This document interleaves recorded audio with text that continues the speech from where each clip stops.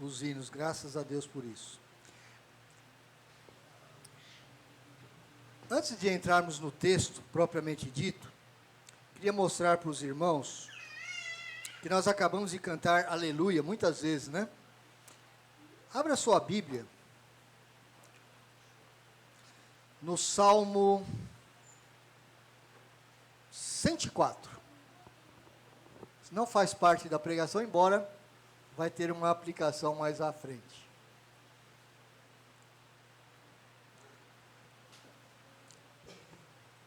A palavra aleluia no hebraico é aleluia. E esse iah no final caiu o berço ali. Ainda bem que a criança não estava junto. Esse iah no final é uma abreviação do próprio nome de Deus, Yahvé. O nome de Deus no Antigo Testamento, ele aparece como 4 consoantes hebraicas, que para o português é YWHW, que a gente costuma conhecer aqui no português como Yahvé ou Jeová. Por que nós não sabemos exatamente como se pronuncia esse nome? Por quê? O nome de Deus, ele era tão santo, tão santo, tão santo para os israelitas da antiga aliança, que eles dificilmente pronunciavam o nome de Deus, Yahweh, costumeiramente. Não faziam isso. E com o passar do tempo, se perdeu as vogais das letras, porque o alfabeto hebraico é interessante, a Bíblia hebraica é escrita só com consoantes, porque eles presumem já quais são as vogais. Como o nome não era pronunciado, o que aconteceu com o passar dos séculos? Se perdeu as vogais, não se sabe exatamente como se pronuncia. Mas nós sabemos que aleluia é louvado seja o Senhor. Yah, que está no final de aleluia. Às vezes a gente pensa assim, se eu perguntar para você, aleluia é uma palavra que aparece muito na Bíblia? Nem tanto como a gente imagina. O Salmo 104, no último versículo do Salmo 104, é a primeira vez no Antigo Testamento que a palavra aleluia vai aparecer. Primeira vez. Observe que ele vai aparecer novamente no final do Salmo 105. Você observou isso? E no Salmo 106, ele vai aparecer no início, aleluia, e no final, aleluia. Você está observando isso? Esses últimos salmos, 104, 105 e 106, eles são os 3 últimos salmos de um bloco de salmos chamado o livro 4 do livro dos Salmos. Se você tem Bíblia em papel, eu não tenho nada contra celular, nada disso. Eu sou muito eletrônico, não tenho problema. Mas tem certas coisas que o celular não vai te mostrar. Se você tem a Bíblia em papel, observe que em cima do Salmo 107, você tem uma descrição ali, livro 5, Salmos de 107 a 150. Não está aí na sua Bíblia? Salmo 107 a 150, que é o último livro do livro dos Salmos. O livro dos Salmos é dividido em 5 blocos. E justamente neste livro 5, nesse conjunto de livros, você vai ter aquilo que nós chamamos os Salmos de Aleluia. Os Salmos de louvor a Deus.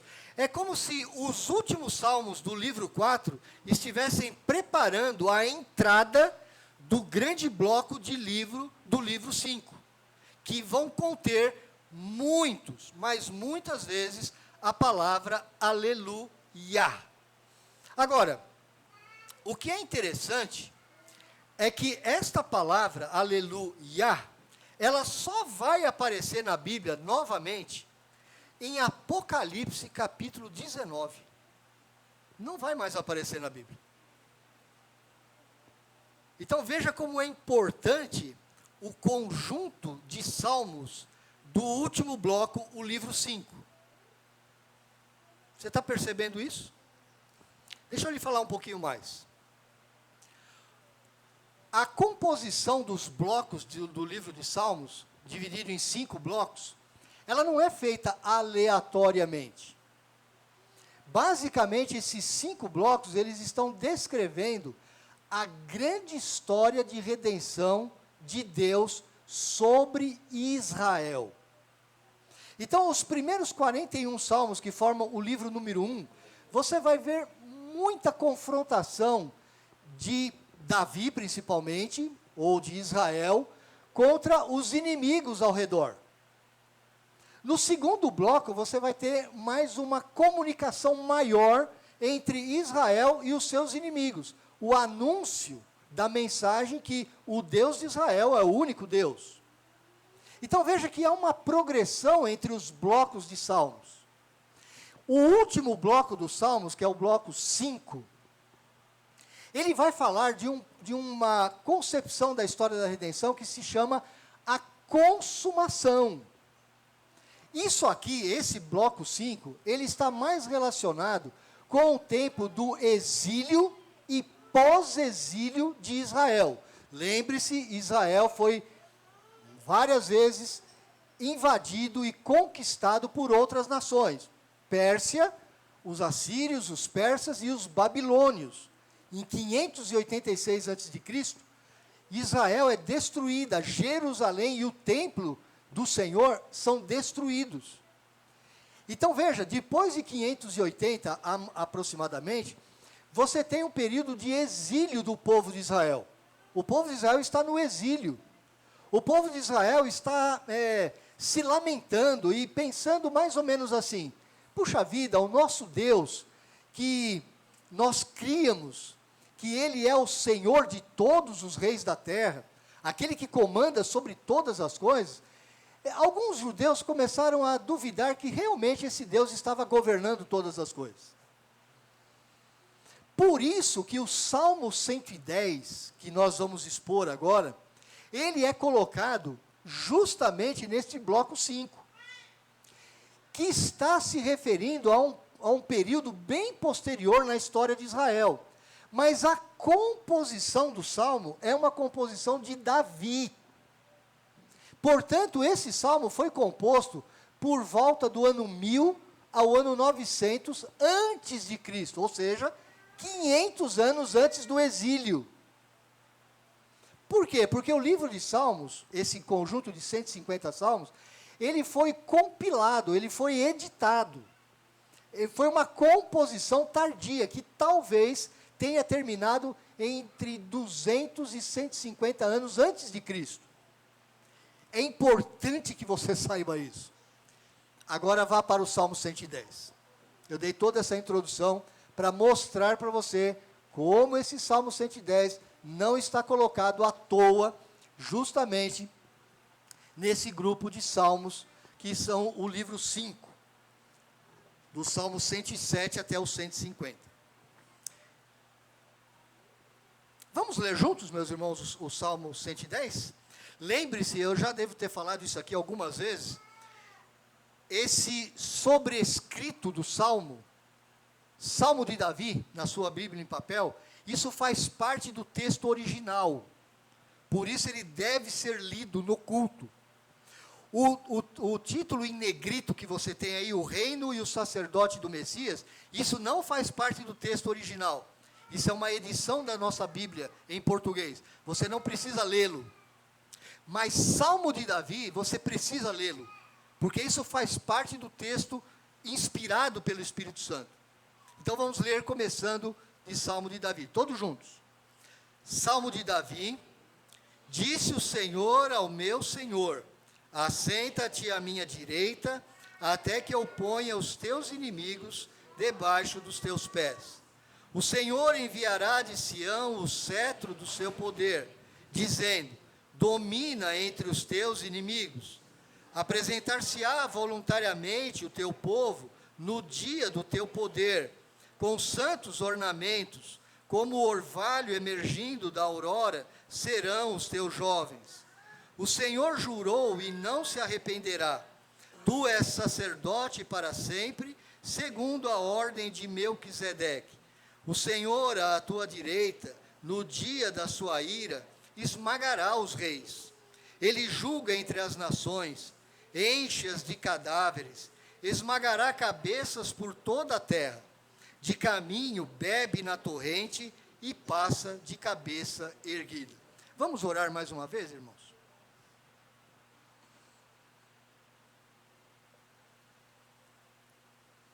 Pai Santo, nós nos colocamos na Tua presença agora, submissos à Tua vontade, ao Teu querer, prostrados mesmo, como acabamos de cantar, diante da Tua augusta presença, da Tua glória, da Tua majestade. Cantamos por várias vezes que Tu és o Rei sublime, o Rei altíssimo, aquele que governa sobre todo o universo, seja o universo material ou o mundo espiritual que nós não o vemos. Tu reinas soberano sobre tudo e sobre todos. Por isso nós nos achegamos ao Senhor nesta hora, pedindo a iluminação do Teu Santo Espírito. O Teu Espírito que inspirou esta palavra e os autores desta palavra, esse mesmo Espírito, ó Deus, nós te pedimos, suplicamos mesmo, que o Senhor nos ajude através dele a concentrarmos os nossos pensamentos na Tua palavra. Ilumina a nossa mente para a compreensão. Dá a nós, ó Deus, um coração totalmente preparado pelo Senhor mesmo, para receber esta palavra, para que possamos ser transformados e glorificar o Teu nome. Dá a mim, o Teu servo, ó Deus, clareza na exposição, e principalmente fidelidade à Tua palavra. Dá a todos nós, a cada um de nós, esta iluminação necessária para que a nossa vida seja transformada e a nossa própria vida venha a glorificar o Teu nome. Santifica o Teu povo através da leitura e da exposição da Tua palavra. É o que nós te pedimos em nome de Jesus. Amém.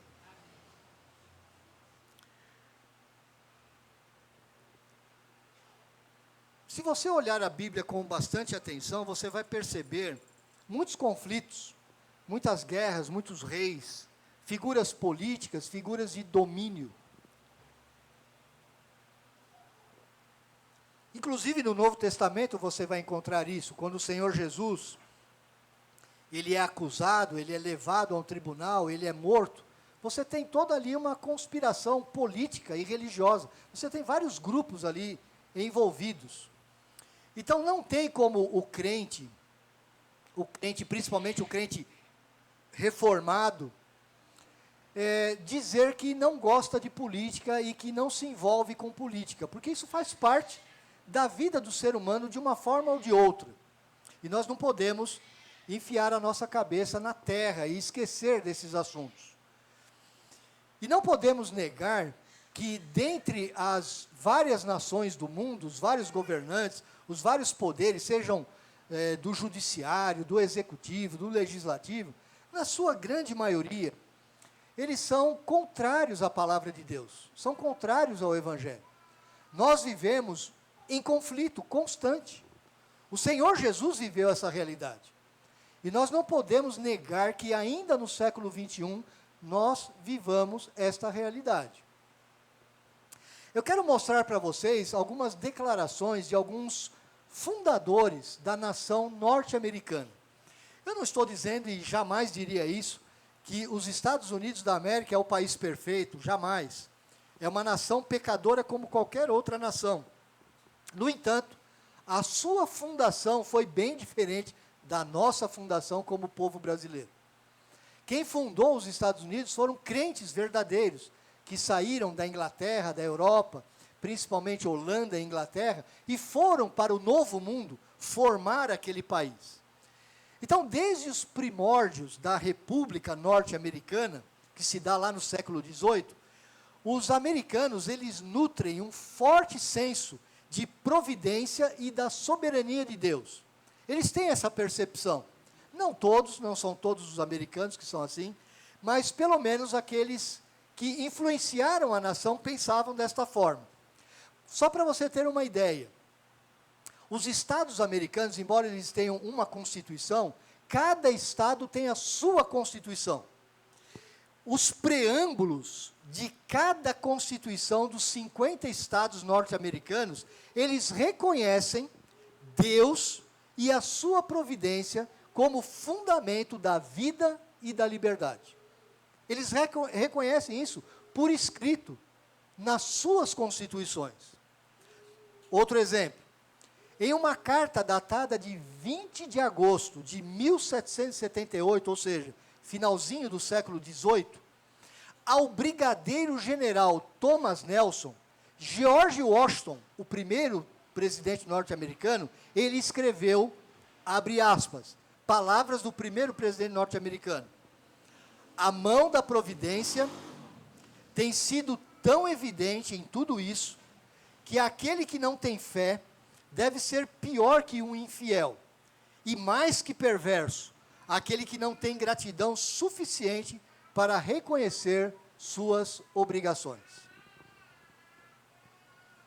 Mais recentemente, muitos aqui o conheceram, principalmente os mais jovens, os adultos, George W. Bush, ele, quando foi anunciar a sua primeira candidatura à presidência dos Estados Unidos, ele foi o 43º presidente daquela nação, ele declarou acreditar em, abre aspas, palavras dele, um plano divino que transcende todos os planos humanos.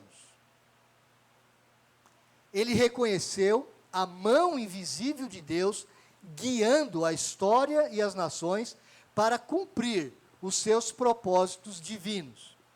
Em 6 de fevereiro de 2004, foi outro dia, né, está pertinho aqui, só as crianças não lembram disso, no café da manhã nacional da oração, o presidente Bush disse, abre aspas novamente, palavras literais dele: podemos confiar nos caminhos da providência. Por trás de toda a vida e de toda a história, há uma dedicação e um propósito estabelecidos pela mão de um Deus justo e fiel. Fecha aspas. Como é diferente uma nação formada com princípios bíblicos e cristãos. É claro que essa nação se desvirtuou e muito. Hoje você encontra uma frieza espiritual em muitos desses estados. Em alguns ainda permanece crentes fiéis, como aqui no Brasil, não há muita diferença. Agora, João Calvino também escreveu, certa vez, isso muito distante, lá no século XVI, ele escreveu assim: governa a vasta engrenagem de todo o mundo o Senhor dos Exércitos. Veja, meus irmãos, não são só líderes modernos ou líderes da Idade Média que creem que há um Deus que governa todas as coisas no mundo. Há um outro líder mundial que foi muito famoso na sua época, foi um grande líder, que foi o rei Davi. E o rei Davi acreditava na autoridade de Deus sobre tudo. E quando ele compõe esse Salmo 110, ele está dando uma teologia teocêntrica para este salmo. Ele está mostrando de forma inequívoca que Deus é não só o rei, mas o sacerdote eterno de todo o mundo. É disso que trata o Salmo de número 110. Esse salmo é uma pérola, meu irmão. Ele é talvez conhecido por muitos eruditos como o salmo por excelência, ou a coroa de todos os salmos. Você talvez pense que é o Salmo 23, né? Nós gostamos tanto do Salmo 23. Mas você sabia que o Salmo 110 é o salmo mais mencionado no Novo Testamento? Mais do que muitos textos do Antigo Testamento. Ele é citado, por exemplo, 21 vezes no Novo Testamento em relação a Cristo e ao reino de Cristo. Só no livro de Hebreus, ou na carta aos Hebreus, há 10 alusões a este Salmo 110. Por isso eu fiz questão de ler uma parte de Hebreus, no capítulo 5, aqui com os irmãos, na liturgia. E não foram só essas pessoas, como Davi, Mas o Senhor Jesus menciona o Salmo 110 muitas vezes. O apóstolo Pedro. Vejamos. Abra a sua Bíblia em Mateus capítulo 22, versos de 41 a 46.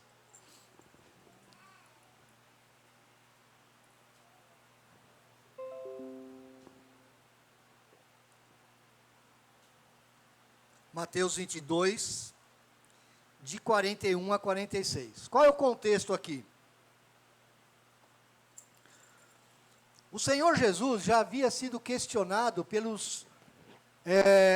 por um grupo dos saduceus. Ele havia sido questionado por esse grupo, que não acreditava na ressurreição. Ele havia sido questionado agora pelos fariseus. Os fariseus criam no Antigo Testamento. Eles não faziam divisões como os saduceus faziam. Os fariseus criam na ressurreição do corpo. Os fariseus acreditavam na composição do Salmo 110. Eles sabiam que Davi, o grande rei Davi de Israel, ele era o autor do Salmo 110. E quando estão questionados sobre a sua pessoa, ele vai se defender diante dos fariseus, fazendo algumas perguntas para os fariseus. Ele coloca, na verdade, aqueles homens em xeque. Agora, lembre-se, fariseus eram estudantes do Antigo Testamento. Eles não eram pessoas ignorantes do Antigo Testamento. Eles conheciam e conheciam profundamente o Antigo Testamento. Havia uma escola Haggadah, que era uma escola de estudo do Antigo Testamento, entre os fariseus. E olha o que o Senhor Jesus diz a eles. Reunidos os fariseus, interrogou-os Jesus: que pensais vós do Cristo? De quem é filho? Responderam-lhe eles, os fariseus: de Davi. Replicou-lhe Jesus: como, pois, Davi, pelo Espírito, chama-lhe Senhor, dizendo: disse o Senhor ao meu Senhor, assenta-te à minha direita, até que eu ponha os teus inimigos debaixo dos teus pés? Se Davi, pois, lhe chama Senhor, como é ele seu filho? E ninguém lhe podia responder palavra alguma, nem ousou alguém, a partir daquele dia, fazer-lhe perguntas. Porque o Senhor Jesus, como um estudante do Antigo Testamento, ele também conhecia. E o que ele está fazendo aqui? Ele está mencionando o versículo 1. Deixa eu lhe mostrar, já de entrada, como que esse salmo é dividido. Esse salmo é muito simples, na verdade.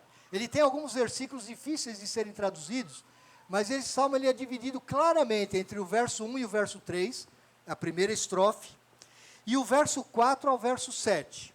2 estrofes. A primeira vai dar ênfase ao Senhor, que Davi está se referindo, como o Rei Supremo. E a segunda estrofe deste mesmo Senhor, que é Rei, como sacerdote. Tem 2 oráculos aqui. O que é um oráculo? É uma palavra do próprio Deus. É uma palavra muito importante. Quando você ouvir ou ler sobre oráculo, você preste atenção, porque é uma palavra dada direta do próprio Deus. Isso vai ter no verso 1 e no verso 4. Então, esses 2 versos são os versos mais importantes desse salmo. Então, veja.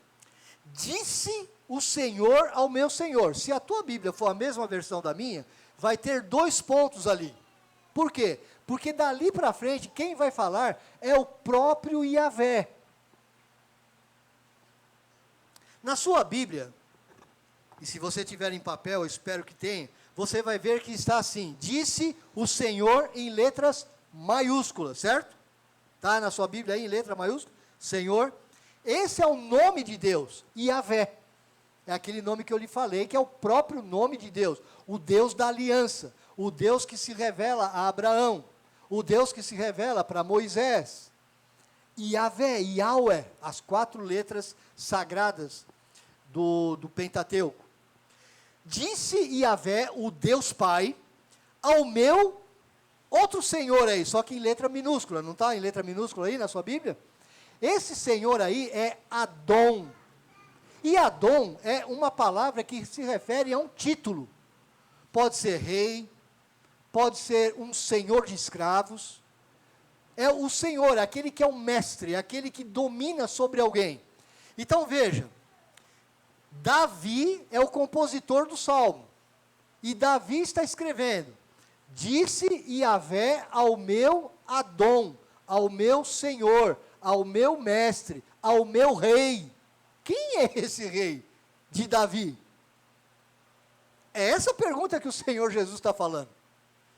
Então veja, ele diz assim: assenta-te à minha direita, até que eu ponha os teus inimigos debaixo dos teus pés. Ou seja, o Deus Yahvé está falando para este Adom, para este Senhor, para este Rei, que nós vamos saber que é o Senhor Jesus Cristo, o Filho de Deus, desde toda a eternidade. Ele está falando: eu vou colocar todos os inimigos debaixo dos teus pés.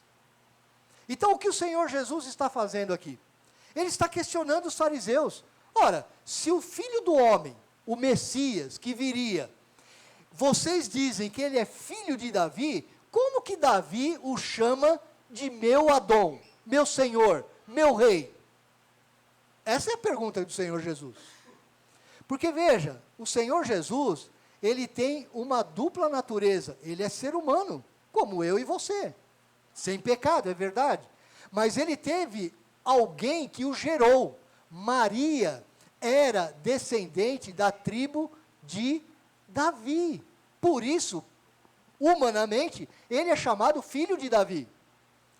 Mas ele também é Deus. Ele tem uma outra natureza. E como Deus e como Cristo eterno, ele é Senhor sobre Davi. Então, Davi, quando está falando deste Adom, ele está falando a respeito do Cristo que ainda não havia encarnado. Adom é o mestre, o Senhor. Então, o Senhor Jesus questiona os fariseus, e os fariseus não tiveram como respondê-lo.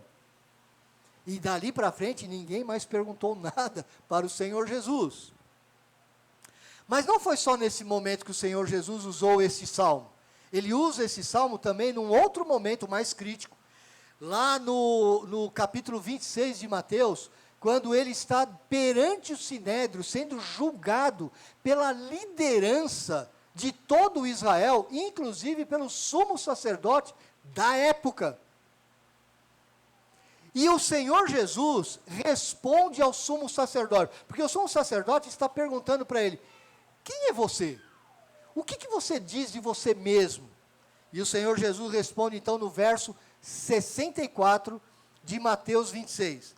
Veja lá na sua Bíblia. Respondeu-lhe Jesus: tu disseste, entretanto, eu vos declaro que desde agora vereis o Filho do Homem assentado à direita do Todo-Poderoso e vindo sobre as nuvens do céu. Quando Jesus fala isso, logo a seguir você vai ver a reação do sumo sacerdote. Ele rasga as vestes, ele fica revoltado e diz: agora eu não preciso ouvir mais nada, você vai ser condenado. Porque Jesus estava se chamando do próprio Messias, do Adom de Davi. Ele está mencionando o Salmo 10, o 110. O apóstolo Pedro, no Pentecostes, também se refere a esse versículo. Veja Atos capítulo 2, dos versos 33 ao 36. Atos 2.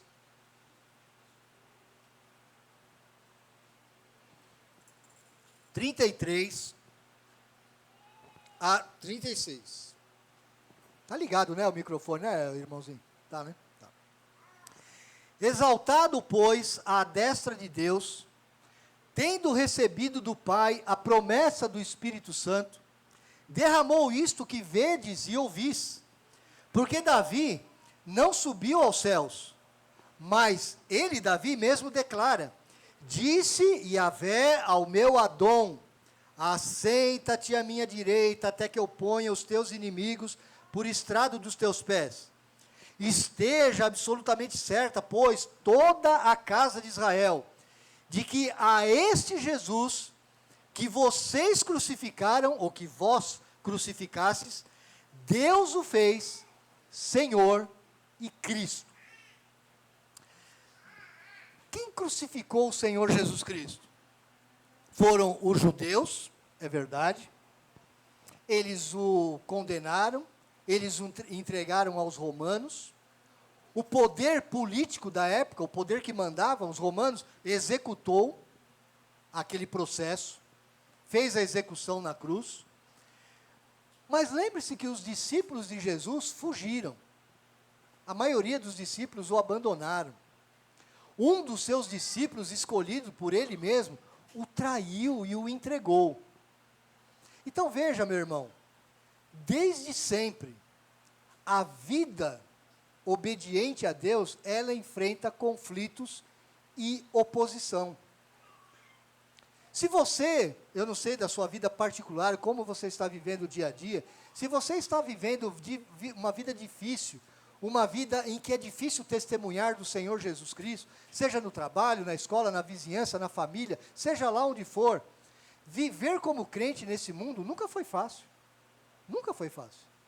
Nem para o nosso Senhor Jesus Cristo. Ele foi entregue por poderes políticos. E veja, não há poder político neste mundo, não há poder judicial nesse mundo, que seja favorável ao Evangelho plenamente. Não se engane. A esse Jesus que vocês crucificaram, povo de Israel, povo que tinha o Antigo Testamento nas mãos, vocês o crucificaram. E a esse Jesus, Deus o fez Senhor e Cristo. Esse salmo, meu irmão, esse Salmo 110, ele é importante porque ele fala tanto da exaltação do Messias, como da sua segunda vinda. Ele fala que o Senhor, esse Adão, vai voltar. O Senhor Deus, Yahvé, está cuidando de todas as coisas. Ele trata este salmo da entronização do Senhor Jesus Cristo, do seu governo. Ele mostra como o Messias ocupa ao mesmo tempo a função de rei e de sacerdote. Agora lembre-se, em Israel, um sacerdote não poderia reinar. E um rei não poderia exercer a função de sacerdote. Isso era proibido. O Senhor Jesus é o único que vai exercer esse ofício como rei e como sacerdote. E este salmo fala claramente sobre isso. Por isso esse salmo é tão mencionado em Hebreus. Porque o autor de Hebreus quer convencer aquela igreja que estava desanimada pela perseguição, estava desanimada porque pensaram assim: puxa vida, é melhor nós judeus convertidos a Cristo, nós voltarmos ao judaísmo, nós voltarmos àquelas práticas sacerdotais, dos sacerdotes que ainda viviam ali, pelo menos até o ano 70, quando o templo e Jerusalém novamente foram totalmente destruídas. Esse salmo deixa claro que o Messias é sacerdote para sempre. O Senhor Jesus Cristo é um sacerdote eterno. Ele é diferente dos sacerdotes da linhagem de Arão, da linhagem levítica, porque eles morriam. Eles eram escolhidos pelo próprio Deus, mas eles morriam. O Senhor Jesus é sacerdote eterno. Não mediante a ordem dos levitas, mas mediante uma ordem superior, a ordem de Melquisedeque, aquela figura enigmática que era rei e sacerdote dos jebuseus, da cidade de Salém, da cidade de paz. Essa cidade de Salém vem a se tornar futuramente a Jerusalém nos tempos de Davi. Então veja como esse salmo ele é importante. Os 3 versos, eles estão destacando o reinado deste Messias, o reinado deste Senhor, do próprio Davi. 5 fatos devem ser vistos aqui. Ele não é só maior do que Davi. Ele é maior, inclusive, do que os anjos. Ele não é só maior do que um líder humano, como Davi. Por exemplo, Hebreus capítulo 1, versos 3 e 4. Seria importante se você, ou ser exposto aqui, ou você ler na sua Bíblia. Olha o que o autor de Hebreus diz logo no primeiro capítulo, versos 3 e 4. Ele está falando de Cristo, do Senhor Jesus, que é o resplendor da glória e a expressão exata do ser de Deus, sustentando todas as coisas pela palavra do seu poder. O Senhor Jesus sustenta todo o universo pela palavra do poder dele. Depois de ter feito a purificação dos pecados, ou seja, depois da morte da cruz, assentou-se à direita da majestade, depois da sua ressurreição e depois da sua ascensão, nas alturas, tendo se tornado tão superior aos anjos, quanto herdou mais excelente nome do que eles. O Senhor Jesus, ele está reinando acima de todos os anjos, não só acima de Davi. Segundo ponto que eu quero que você observe, Deus exaltou tão enfaticamente quanto o homem o rejeitou. O ser humano rejeitou a Cristo, e até hoje rejeita. Então não fique espantado, meu irmão, quando você falar do Evangelho para alguém, e alguém dar de ombros e falar assim, olha, esse Jesus aí eu vou me preocupar com ele em outro momento da minha vida. Ele considerar Jesus como mais uma religião entre muitas. Não se espante com isso, porque essa sempre foi a realidade da palavra de Deus falada ao mundo. Ela é rejeitada. O Senhor Jesus foi rejeitado pelo homem. Veja na sua Bíblia, Atos 5, verso 30 e 31. No começo da igreja, o Deus de nossos pais ressuscitou a Jesus, a quem vós matastes, pendurando num madeiro. Deus, porém, com a sua destra, com a sua direita, o exaltou a príncipe e salvador, a fim de conceder a Israel o arrependimento e a remissão dos pecados. Vocês o rejeitaram. Vocês o penduraram no madeiro. Essa continua sendo a condição do Senhor Jesus para muitos nesse mundo. Então não se espante com isso. Mais ainda, uma terceira coisa nós podemos ver. Como Salvador e intercessor, Ele reina.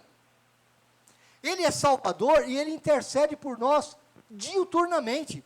Veja Romanos 8:34. Aliás, por que eu estou fazendo essa interrupção aqui? Porque no final do ano, muita gente está viajando, tanto na Vila Maria como aqui. Então, eu preferi pregar sobre esse salmo agora, para em janeiro, quando a turma voltar de férias, eu voltar à sequência da pregação em Romanos. Então, não abandonei Romanos, não. Nós vamos voltar. E o próximo trecho de Romanos é Romanos 8, de 31 a 39, onde tem esse verso 34 lá. Ele diz assim: quem os condenará? É Cristo Jesus quem morreu, ou antes quem ressuscitou, o qual está à direita de Deus e também intercede por nós. Veja, meu irmão, o teu Salvador, o teu Senhor Jesus, Ele está à direita do Pai, à direita do Senhor Deus, assentado sobre o trono, reinando, e Ele intercede por cada um de nós. Você muitas vezes, como eu, ser humano, você fica com sono, você fica cansado, muitas vezes você não ora como deveria, muitas vezes você não está intercedendo nem por você e nem por mais ninguém, mas o Senhor Jesus, Ele intercede por nós diuturnamente e para sempre. Quarto fato, Ele está assentado, assenta-te, Ele diz, né? Assenta-te à minha direita, até que eu ponha os teus inimigos debaixo dos teus pés. Veja o que Hebreus capítulo 10, verso 11 e 12 nos diz. Ora, todo sacerdote se apresenta dia após dia, que era o caso da tribo de Levi, né? Os sacerdotes da linhagem de Arão, a exercer o serviço sagrado e a oferecer muitas vezes os mesmos sacrifícios, que nunca, jamais podem remover pecados. Você tem isso escrito nas Escrituras, em Gálatas fala muito sobre isso. Aqueles sacrifícios dos judeus não retiravam os pecados. Era um apontamento da obra de Cristo, daquilo que Cristo faria na cruz. O sacrifício de Cristo tira pecado. Os sacrifícios da antiga aliança não tiravam, não removiam pecados. Continuando o texto. Jesus, porém, tendo oferecido para sempre um único sacrifício pelos pecados, assentou-se à destra de Deus. A mesma tônica. Por isso, meu irmão, na nossa ceia que nós vamos ter hoje, daqui a pouco, nós não dizemos que um pedaço de pão, de farinha com água, se transforma no corpo de Cristo literalmente. A transubstanciação, isto é uma blasfêmia. O suco de uva, ele não se transforma no sangue de Cristo. O ofício da missa, que é uma repetição do sacrifício de Cristo, a cada vez que ela é executada, é uma blasfêmia contra Deus. Porque o sacrifício de Cristo, a palavra de Deus está nos dizendo, ele foi feito de uma única vez por todas. Portanto, quando nós nos reunimos na ceia, nós nos lembramos daquilo que o Senhor Jesus fez, e Ele nos abençoa espiritualmente, pela sua presença espiritual, através do pão e do vinho. Mas não há uma repetição do sacrifício de Cristo aqui, de jeito nenhum. E é isto que a doutrina católica apostólica romana nos diz.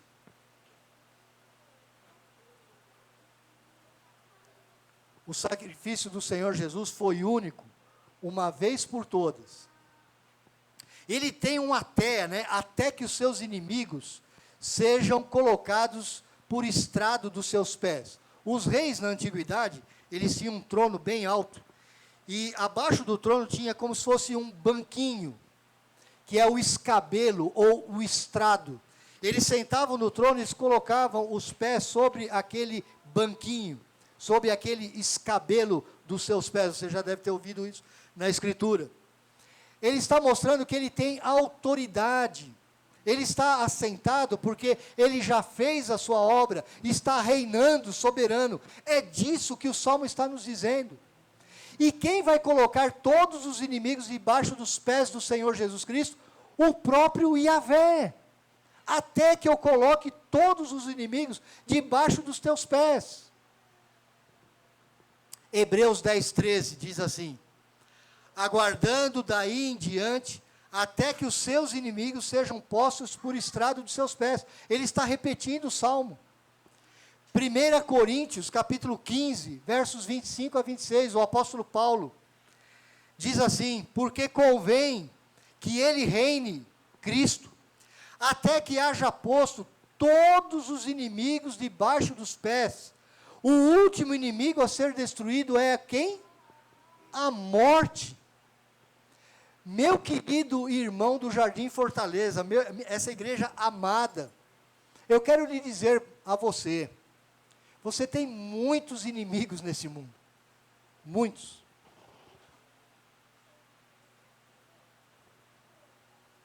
Talvez você olhe para mim e fale: pastor, você está enganado. Eu sou uma pessoa de boa, de paz. Eu só tenho amizade por aí. Não é assim que funciona, irmão. Há uma guerra espiritual ao nosso redor. Há pessoas que são seus inimigos, que você talvez se surpreenda num momento ou outro da sua vida. Judas foi alguém que traiu o Senhor Jesus, e ele foi escolhido não por qualquer um de nós, pelo Senhor Jesus. Pedro o negou, o abandonou. Eu não conheço ele. Você, como seguidor do Senhor Jesus Cristo, você tem muitos inimigos. Muitos. Na família, no trabalho, na sua vizinhança. Nós estamos diante de uma guerra espiritual. As nações, os governantes, os juízes do nosso país, os executivos, os legislativos, eles não são nossos amigos. Não são amigos da igreja. Não são amigos do Evangelho. O nosso único defensor, o nosso único rei, é o Senhor Deus e o seu Cristo. Creia nisso, irmão. Não se decepcione. Há muitos líderes dentro das igrejas que não são ovelhas, são lobos devoradores, procurando alguém para devorar. Você tem que ler a Escritura com critério, com sabedoria.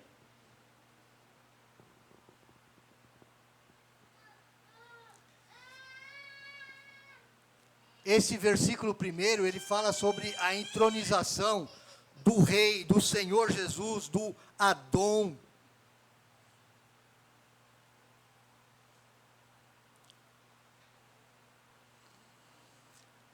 Há muitas passagens nas Escrituras, eu não poderia lê-las todas com os irmãos, senão nós ficaríamos até amanhã de manhã falando sobre quantas passagens falam sobre esse Senhor Jesus que está assentado à destra de Deus, que o próprio Deus o fez Senhor e Cristo.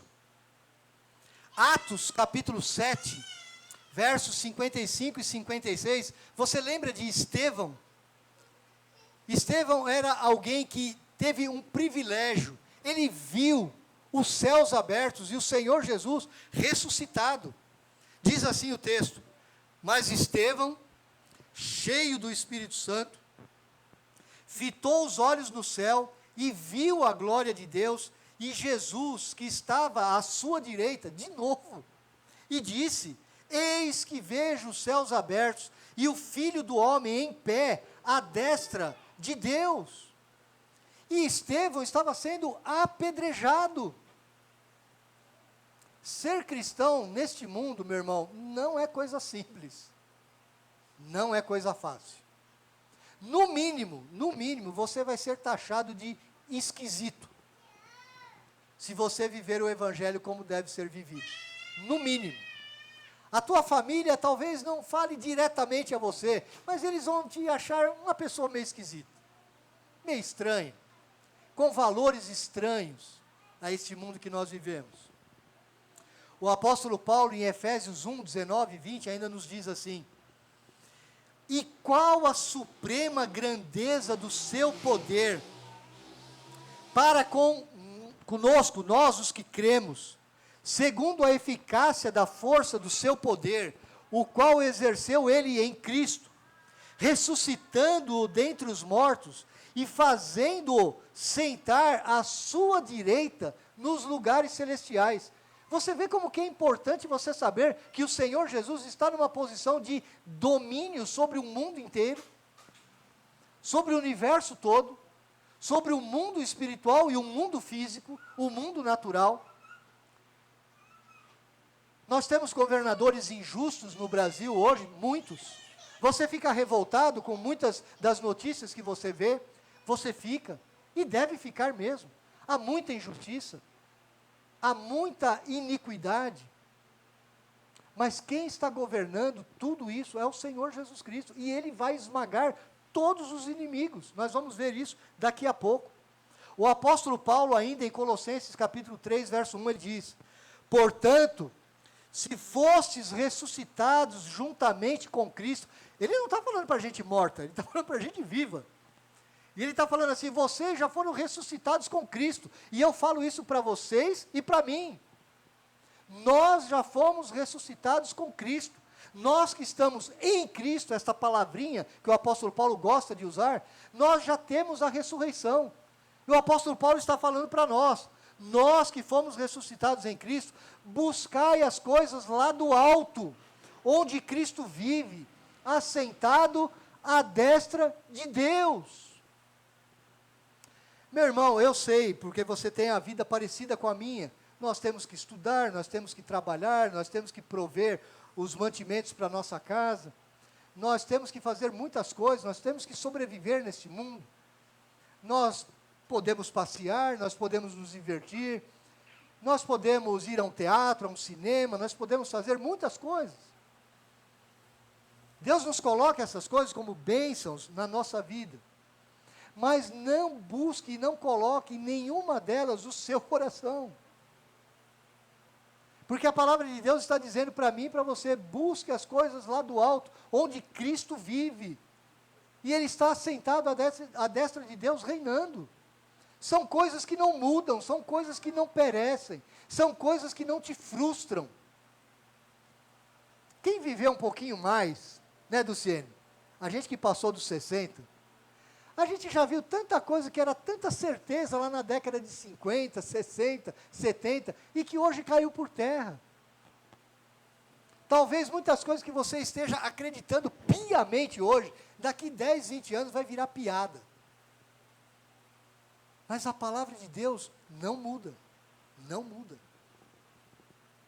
Hebreus capítulo 8, versos 1 e 2 ainda nos diz assim: ora, o essencial das coisas que temos dito a vocês é que possuímos tal sumo sacerdote, que se assentou à destra do trono da majestade nos céus, como ministro do santuário e do verdadeiro tabernáculo que o Senhor erigiu, e não o homem. Você sabe por que as igrejas dos crentes reformados, principalmente da linha mais calvinista, mais puritana, por que os nossos templos são simples? Por que nós não temos um templo todo rebuscado, cheio de arte? Porque nós sabemos que o verdadeiro trono de Deus, o verdadeiro templo de Deus, o verdadeiro santuário, o verdadeiro tabernáculo não está aqui, está nos céus, e é o trono, e é o rei, é o sacerdócio, e é o templo que o próprio Deus erigiu, construiu. Não somos nós. Eu e você somos um reino de sacerdotes. Todos nós juntos formamos um corpo, que é o corpo do Senhor Jesus Cristo. De certa forma, nós estamos com Ele, reinando nos céus. A autoridade é toda dele. Mas Ele concede a nós, a mim e a você. Não seja um crente meia boca, meu irmão. Seja um crente por inteiro. O teu Senhor, Ele é o Altíssimo. Ele é o Rei e sacerdote sobre todas as coisas. Veja o que Hebreus capítulo 12, versos 1 e 2 nos diz. Portanto, também nós, visto que temos a rodear-nos tão grande nuvem de testemunhas, desembaraçando-nos de todo o peso e do pecado que tenazmente nos assedia, corramos com perseverança a carreira que nos está proposta, olhando firmemente para o autor e o consumador da fé, Jesus, o qual, em troca da alegria que lhe estava proposta, suportou a cruz, não fazendo caso da ignomínia, uma palavra difícil para falar de vergonha, ele não fez caso da vergonha, e está sentado à destra do trono de Deus. Veja o que o autor de Hebreus está falando aqui para nós. Olhe para o Senhor Jesus Cristo, corra com perseverança a carreira que está proposta a você, olhe firmemente para o autor e consumador da nossa fé. É para lá que você tem que olhar, meu irmão. Você tem que olhar para a vida ao teu redor através de um espelho. Isso é o que se chama na filosofia de cosmovisão, a visão que você tem da vida, do mundo. E você sempre vai olhar o mundo através de uma lente, através de um espelho. Você não consegue, como eu não consigo, olhar para a realidade das coisas como elas realmente são. Você tem uma formação, você tem uma influência de família, você tem um grau de estudo, você é influenciado pela tua história de vida. E sabe do que esse texto está falando? Olhe para o mundo através dos óculos da Escritura. A Escritura é o óculos pelo qual eu vou entender o mundo real. Você pode estudar várias coisas nesse mundo. Você deve estudar várias coisas nesse mundo. Mas creia, é a palavra de Deus que vai fazer você discernir qual é a realidade do mundo. O apóstolo Pedro vai nos dizer em 1 Pedro 3, 22, o qual, depois de ir para o céu, está à destra de Deus, ficando-lhe subordinados anjos e potestades e poderes. Você já tinha parado para perceber quantas vezes nas Escrituras fala sobre Jesus Cristo estando à destra de Deus? E eu não estou mencionando todos os versículos que há, não. Apocalipse 3, 21 nos diz assim: ao vencedor dar-lhe-ei sentar-se comigo no meu trono, assim como também eu venci e me sentei com meu Pai no seu trono. Olha o que nos aguarda. A Bíblia diz que nós temos muitos inimigos e o último inimigo é a morte. Mas sabe o que a morte vai trazer para você? A oportunidade de você sentar-se no trono com o próprio Senhor Jesus Cristo. É isso que Ele garante para nós. Não tenha medo da morte. Eu não estou dizendo para você buscar a morte e nem cuidar da sua saúde. Mas não precisa ter medo da morte. A morte é o nosso ingresso para a entrada nesta verdadeira vida que o Senhor Jesus já conquistou para nós. A obra do Senhor Jesus já está concluída. Veja que Yahvé está lutando pelo próprio Senhor Jesus Cristo. E eles estão lutando por nós. E todos os inimigos de Deus e do Evangelho, e nosso como corpo de Cristo, vão ser colocados debaixo dos pés do Senhor Jesus Cristo. O rei vai triunfar sobre todos os seus inimigos. O Pai está fazendo aqui 3 promessas. No verso 1, Ele vai derrotar os seus inimigos. Ele vai ampliar o seu reino, no verso 2. No verso 3, Ele diz que Ele vai lhes dar um exército vitorioso. O verso 2 diz que o poder do rei sobre os inimigos, ele recebe um cetro de poder. Ele recebe toda a autoridade sobre o mundo dos vivos e o mundo invisível, o mundo espiritual. O Senhor Jesus está sobre todos os anjos, todos os espíritos, todas as potestades. Esse é o nosso Senhor Jesus. Esse é o teu Senhor Jesus.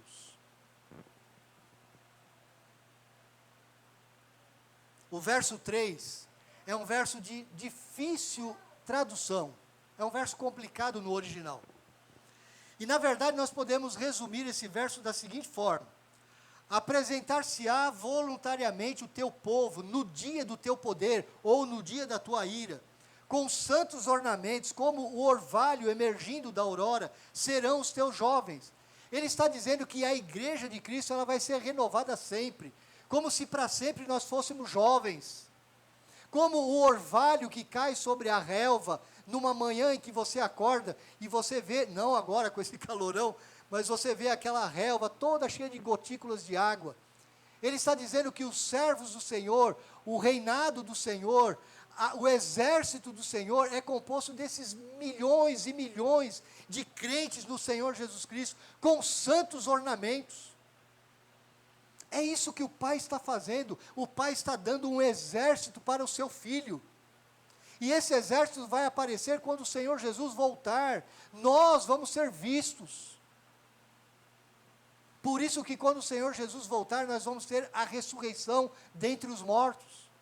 O mundo inteiro que caçoou de você, que brincou com você, que fez pouco caso de você quando você falou do Evangelho, eles vão estar ali debaixo dos pés do Senhor Jesus e olhando para nós. Eles tinham razão, eles tinham razão, eles tinham a verdade. Não se envergonhe do Evangelho, meu irmão. Não se envergonhe do Evangelho. Você tem a verdade dentro de você. O Senhor Deus do universo, Ele conquistou essa verdade para você.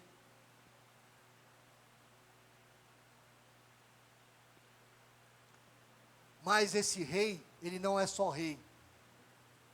Ele também é sacerdote. O versículo 4 é um outro oráculo, como eu já havia lhes dito. Veja o que diz o verso 4. O Senhor jurou e não se arrependerá. 2 pontos. É palavra de Yahvé para o Messias, para o Adão, para o Senhor Jesus Cristo. Tu és sacerdote para sempre, segundo a ordem de Melquisedeque. Esse oráculo, ele é mais grave ainda no verso 4, porque Deus está fazendo um juramento, e Ele diz, e eu não vou voltar atrás, eu não vou me arrepender. Quando Deus está dizendo, eu estou fazendo um juramento, pode ter certeza, é algo muito sério. Este é um oráculo, esta é a palavra do Senhor Deus. Esse é o coração do Salmo número 110, é o verso 4. O nosso Senhor Jesus, Ele é um sacerdote e rei, pelo juramento do Senhor. Os sacerdotes da linhagem de Arão, da tribo de Levi, eles eram levantados pelo Senhor. Mas muitos deles eram destituídos, como foi o caso do sacerdote Eli. porque Eli tinha 2 filhos que viviam com ele no tabernáculo, Rofini e Finéias. E eles perverteram o santuário. E o Senhor Deus puniu Eli e tirou Eli do sacerdócio. O sumo sacerdote Eli perdeu o emprego, perdeu o ofício. Por isso, o Senhor está dizendo aqui no verso 4, para o Senhor Jesus, para o Filho de Deus, esse sacerdócio é eterno, ele não volta atrás, ele jurou e vai ser sempre sacerdote. E ele foi ordenado para isso desde toda a eternidade. Zacarias capítulo 6 fala sobre esta profecia. Se você abrir em Zacarias 6, verso 13, ele diz assim: Ele mesmo edificará o templo do Senhor e será revestido de glória, assentar-se-á no seu trono, rei, e será sacerdote no seu trono, e reinará perfeita união entre ambos os ofícios. Uma profecia de Zacarias, já bem depois de Davi ter composto o Salmo. Também está falando sobre o ofício do Senhor Jesus Cristo.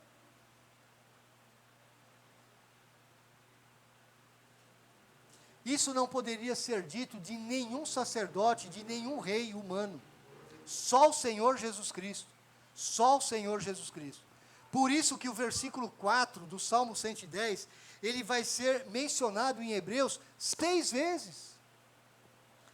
Hebreus capítulo 5, versos 6 e 10. Como em outro lugar também diz, tu és sacerdote para sempre, segundo a ordem de Melquisedeque, tendo sido nomeado por Deus sumo sacerdote, segundo a ordem de Melquisedeque. Você vai ver isso de Hebreus 5 até Hebreus 7, muitas vezes. Hebreus 6, 20, onde Jesus, como precursor, entrou por nós, tendo se tornado sumo sacerdote para sempre, segundo a ordem de Melquisedeque. Ainda em Hebreus 7, vários versículos, 11, 15 e 21. Se, portanto, a perfeição houvera sido mediante o sacerdócio levítico, e não foi, pois nele baseado o povo recebeu a lei, que necessidade haveria ainda de que se levantasse outro sacerdote, segundo a ordem de Melquisedeque, e que não fosse contado segundo a ordem de Arão? Qual é a necessidade disso? E isto é ainda muito mais evidente, quando, à semelhança de Melquisedeque, se levanta outro sacerdote, mas este agora, o Senhor Jesus, com juramento, por aquele que lhe disse, o Senhor jurou e não se arrependerá, tu és sacerdote para sempre.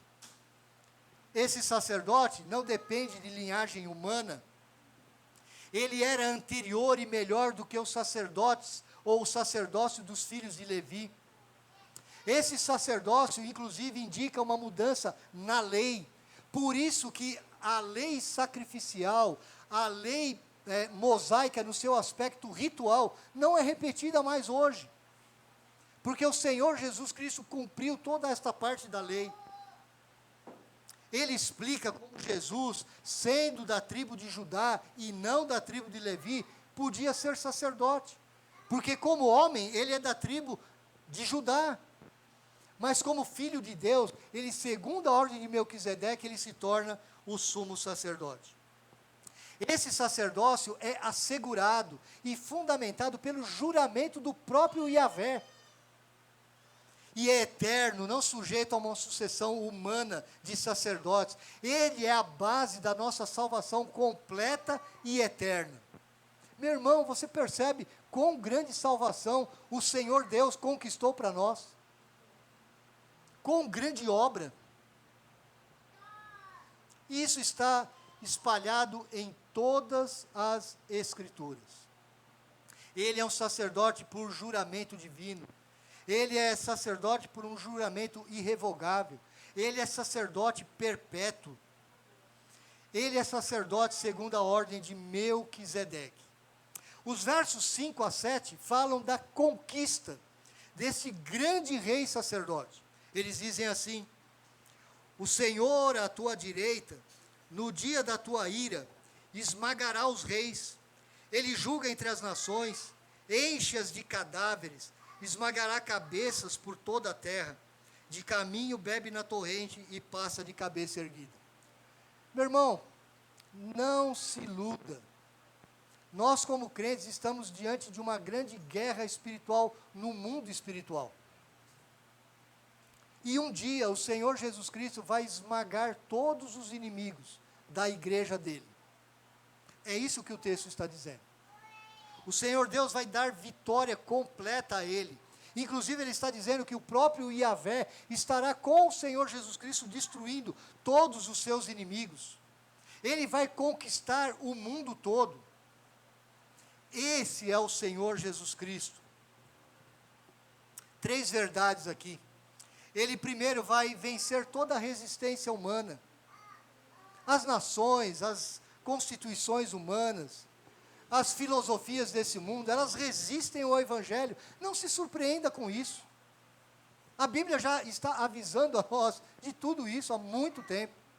Mas ele, o Senhor, vai vencer toda a resistência humana. Veja o que Daniel 2,44 nos diz. Mas nos dias desses reis, o profeta Daniel nos diz, o Deus do céu suscitará um reino que não será jamais destruído. Esse reino não passará a outro povo. Esmiuçará e consumirá todos esses reinos, mas ele mesmo subsistirá para sempre. O reino do Senhor Jesus é que vai vencer todas as nações poderosas da nossa época. E muitas que talvez ainda virão a acontecer. Mais ainda, este juiz, este rei, ele vai triunfar no juízo. Ele julga entre as nações, ele as enche de cadáveres, ele vai esmagar as cabeças por toda a terra. Ele vai triunfar no juízo. No juízo de Deus, ninguém vai poder chegar e dizer, mas eu pensei isso, eu pensei aquilo. Não vai haver isso. Conforme o Salmo 2, no verso 5 diz, o dia em que a ira de Deus se abater contra as nações rebeldes. E finalmente a sua exaltação pública, no versículo 7, que é um versículo difícil de se traduzir, que nós poderíamos traduzir assim, ele terá uma confiança tal, de que a vitória é infalível, que ele se deterá para se refrescar no ribeiro, antes de atravessá-lo para a vitória final. Por que ele fala sobre ribeiro ou torrentes, que está na sua Bíblia? Porque perto de Jerusalém havia um monte chamado Gion, da onde vinha toda a água que abastecia a cidade de Jerusalém. Então ele está dizendo que o rei vai ter uma vitória tão estrondosa, que ele vai parar nesse ribeiro para tomar água, e vai levantar a cabeça altaneiramente sobre todos os reis da terra. Ele é capaz de dar salvação eterna a todos quantos lhe obedecem. Isso está em Hebreus 5:9. Ele é capaz de salvar completamente todos quantos vierem a Deus por meio dele, o Senhor Jesus Cristo. Esse é o nosso mediador, esse é o teu Salvador, o Senhor Jesus Cristo. Ele é o Rei e Sacerdote eterno. Meu irmão, o que a gente faz com isso para a vida, para o nosso dia a dia? Eu lhes falei no início de alguns líderes que reconheceram essa soberania do Senhor Jesus Cristo. No século XIX, um teólogo inglês chamado Frederic Farrar, ele relatou uma conversa que ele teve com a Rainha Vitória, a grande Rainha Vitória, lá no século XIX. Depois que ela ouviu um dos seus capelães pregar sobre a vinda de Cristo. A Rainha Vitória disse a Farrar, doutor Farrar, como eu gostaria que o Senhor viesse durante a minha vida. Ela era uma rainha, a rainha do poderoso Império Britânico do século XIX, o maior império recente. Quando ela perguntou por que ela desejava isso, ele perguntou, o Farrar perguntou, mas por que você está perguntando isso para mim? Ela respondeu a ele, porque eu gostaria de depositar a minha coroa aos seus pés benditos, em reverente adoração. Meu irmão, deixa eu fazer uma pergunta para você. O que você tem acumulado até o seu dia de vida, até o dia de hoje? diplomas, riquezas, bens, segurança. O que você tem acumulado? Essa mulher era uma rainha. Ela tinha uma grande posição, grandes riquezas. E ela disse: eu queria que o Senhor Jesus voltasse hoje para eu depositar toda a minha coroa aos seus pés. Você está disposto a isso? Você anseia pela vinda deste rei sacerdote? Você está disposto a colocar toda a sua vida nas suas mãos? Entregar aos seus pés? Essa deveria ser a resposta de cada um de nós diante do Senhor Jesus Cristo. Eu gostaria que você olhasse para o Senhor Jesus Cristo hoje com um olhar diferente, olhando para Ele como realmente a Escritura nos diz que Ele é. Outra coisa, meu irmão, nós devemos nos achegar a um Cristo, segundo a Escritura, segundo os termos que Ele declara na Escritura, e não segundo os nossos termos. Hoje é muito comum a gente encontrar crentes por aí nas igrejas, falando assim: eu creio em Cristo, mas olha, eu creio do meu jeito. Eu quero servir a Cristo, mas eu quero servir do meu jeito. É o que eu penso. Esse não é o evangelho que eu vejo na Escritura. Porque Ele é um Senhor absoluto. Ele é conquistador. Ele não está perguntando a nossa opinião. Ele não está perguntando se você, se Ele precisa de você. Nós precisamos dEle. Isso requer, meu irmão, o nosso arrependimento, a nossa fé verdadeira. Isso requer uma conversão verdadeira, que nós realmente depositemos diante desse rei sacerdote toda a nossa vida, todo o nosso coração. Que você possa olhar para esse rei sacerdote daqui para frente e lembrar-se sempre dessa expressão que foi repetida aqui variadas vezes. Ele está à direita, à destra da majestade nos céus, da onde Ele reina todo-poderoso. Que você possa ter essa bênção na sua vida. Vamos cantar o hino 104.